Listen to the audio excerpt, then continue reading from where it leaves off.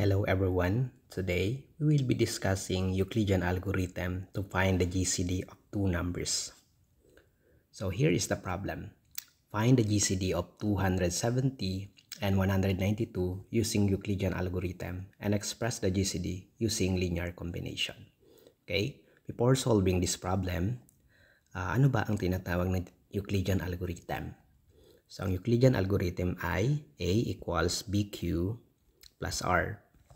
So, ang A natin dito, yan yung mas malaking number. So, yan yung dividend.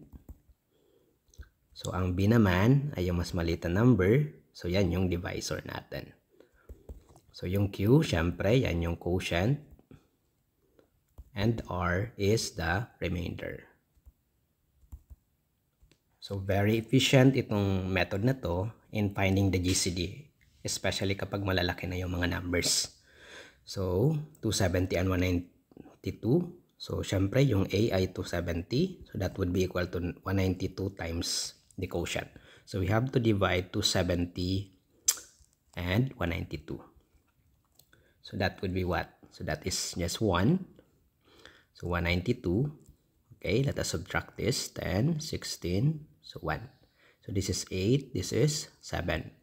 So, meaning 272 is 192 times the quotient 1 plus the remainder 78. Okay? So, next. So, yung 192 naman ang andito. 192 equals 78 naman. 78 times plus the remainder. So, ibig sabihin itong 192, siya naman yung magiging dividend. Yung 78 naman, siya naman yung magiging divisor. Okay? So, we have to divide 192 by 78. Okay, that is 2, right? 2. So this is 16. 15, right? So this is 12. This is 8. So this is 6. This is 3. Okay? So this is times 2 plus the remainder 36. So next, 78 naman. Diba? So 78 naman ang andito. And 36 naman ang andito. Okay, 78 equals 36 times the quotient plus the remainder. 78 divided by 36. And that is what? That is times 2. Or, yeah, 36 times 2. So this is 12, 6, 72. So subtracting 78 by 72, that is 6. So this is times 2. 78 is 36 times 2 plus the remainder 6. Okay? So, next, 36 naman, di ba, equals to 6 times plus the remainder.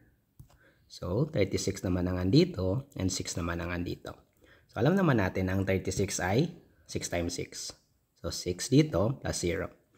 So, since 0 na yung remainder, ang GCD natin ay 6. So, the GCD of 270 and 192 is equal to 6.